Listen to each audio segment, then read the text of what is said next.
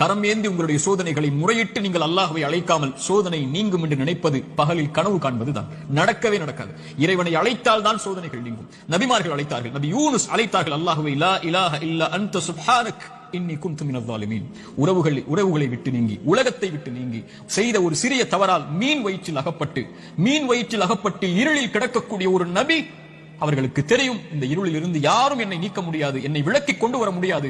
மீன் வயிற்றுடைய இருள் சூழ்ந்திருக்கிறது. உங்களுடைய வாழ்க்கையும் இருளால் சூழப்பட்டிருந்தால் அல்லாஹ்வுடைய தூதர் சொன்னார்கள், யூனுஸ் அழைத்த அந்த பிரார்த்தனையை நீங்களும் அழையுங்கள், அல்லாஹ் உங்களையும் அந்த பிரச்சனையில் இருந்து நீக்குவான்.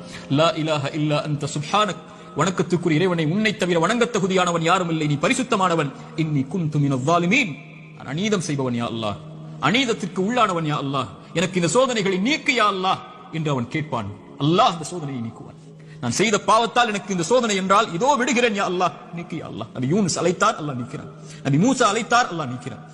நபி இப்ராஹிம் அழைத்தார்கள், அல்லாஹ் நீக்கினான். நபி தாவூத் அழைத்தார்கள், அல்லாஹ் நீக்கினான். நபி நூஹ் அழைத்தார்கள், அல்லாஹ் நீக்கினான். நபி ஜக்கரியா அழைத்தார்கள், அல்லாஹ் நீக்கினான். நபி அய்யூப் அழைத்தார்கள், அல்லாஹ் நீக்கினான். முஹம்மது ரசூலுல்லாஹ் ஸல்லல்லாஹு அலைஹி வஸல்லம் அழைத்தார்கள், அல்லாஹ் நீக்கினான்.